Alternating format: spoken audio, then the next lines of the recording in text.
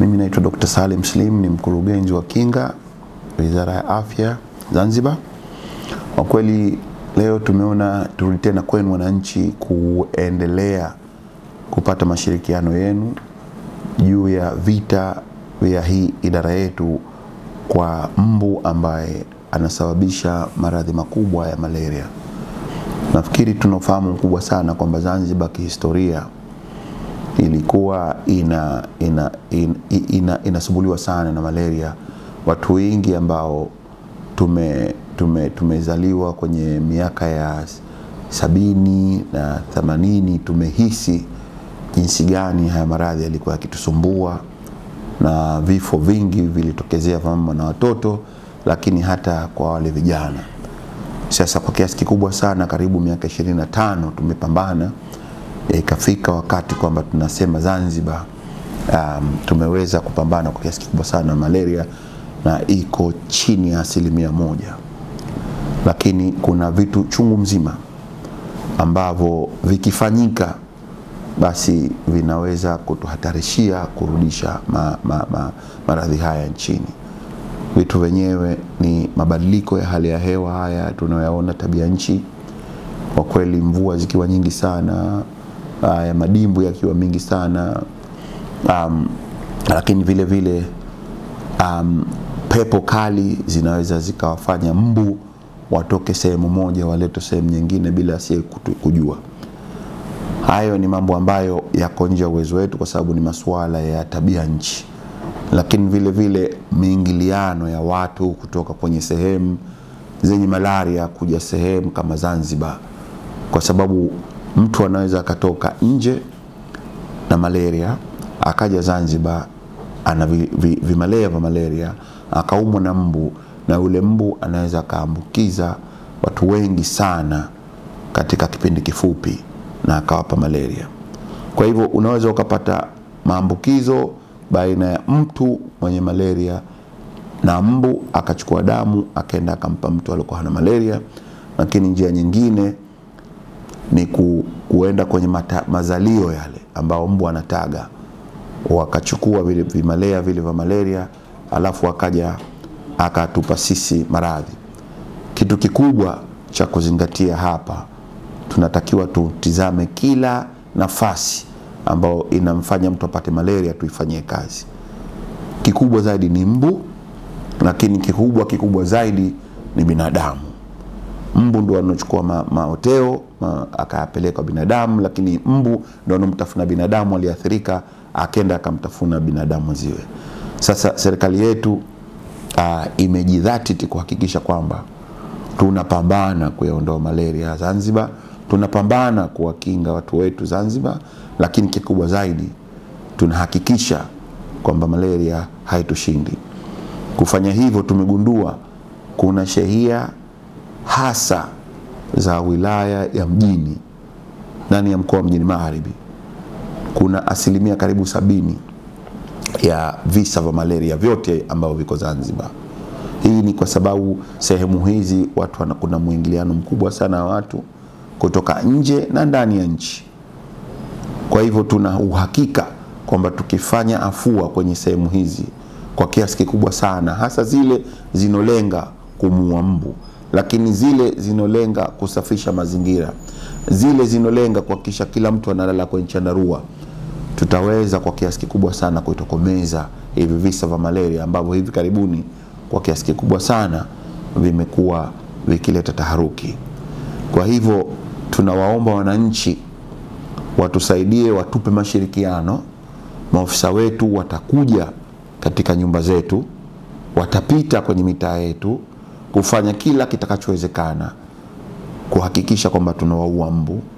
Kuna njia tofauti tunatumia katika kutekeleza afua hizo, ikiwemo kuingia ndani ya nyumba, kuzitia spray. Zile spray ni chemical ambazo mbu hawezi kukaa ndani ya nyumba akitiliwa ile spray. Juzi tulifanya afua hiyo katika Mji Mkongwe, na shukuru sana wananchi wametoa mashirikiano.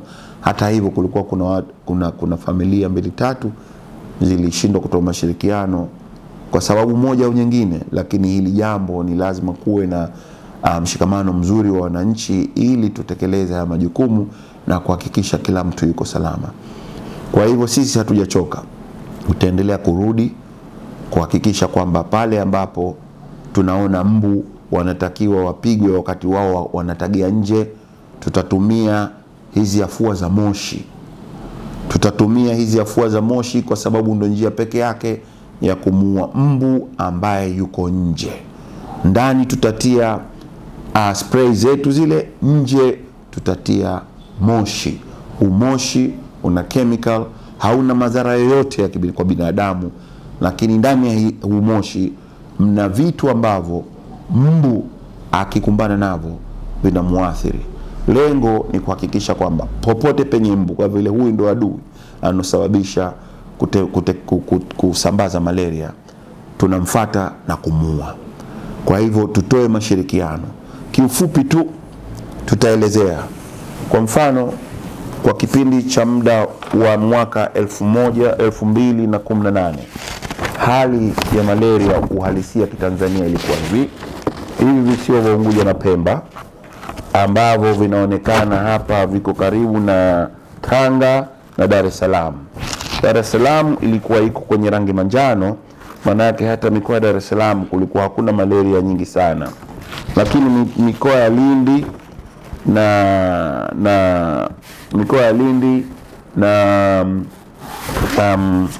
Rukwa na Mtwara kunaonekana kuwa wekundu, huku kulikuwa kuna malaria kali sana. Kwa hivyo hii ni 2018. Tulikuwa tuko salama kwa vile Wazanzibari wengi wanaingia na kutoka mitaa hii hapa ya karibu.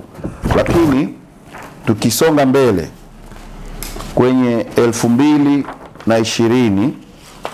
kuna mabadiliko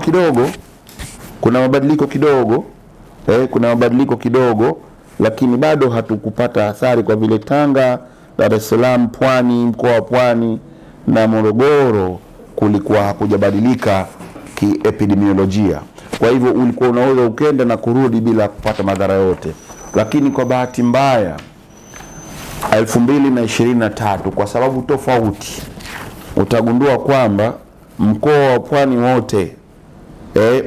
Pwani wote hali imebadilika. Sasa hivi kumekuwa kwekundu kote, na sisi bado tunaendelea kuingia na kutoka kwenye sehemu za mkoa wa Pwani. Watu wanakuja kutoka hii sehemu zenye malaria nyingi, wanakuja Unguja na wanakuja Zanzibar, na sisi vile vile tunakwenda kwa sababu zetu za kimaisha.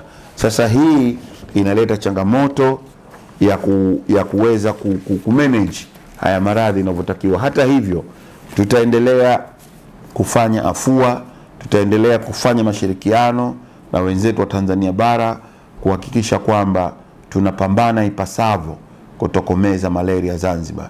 Jambo la muhimu, mtu yoyote yule ambaye atakuwa ana dalili zozote zile ambazo anahisi afya yake haiko vizuri, afike mapema kwenye vituo vyetu vya afya. Tuna vipimo na dawa ambazo zinapatikana bure kwenye kituo chochote cha afya cha Unguja na Pemba. Hata private utatibiwa malaria bure, kwa sababu huu ni mswada serikali inapeleka dawa kwenye hizi hospitali kuhakikisha kwamba Mzanzibari yoyote ana uwezo wa kupata dawa malaria bila ya kulipa shilingi moja.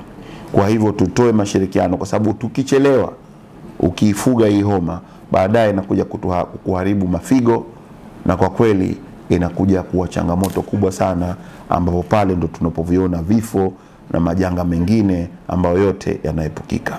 Kwa hivyo ndugu zangu, naombeni sana tusaidiane kwa hili, tutoe mashirikiano, tuelewe kwamba kuna watu wetu watakuja kutusaidia, na nyinyi vile vile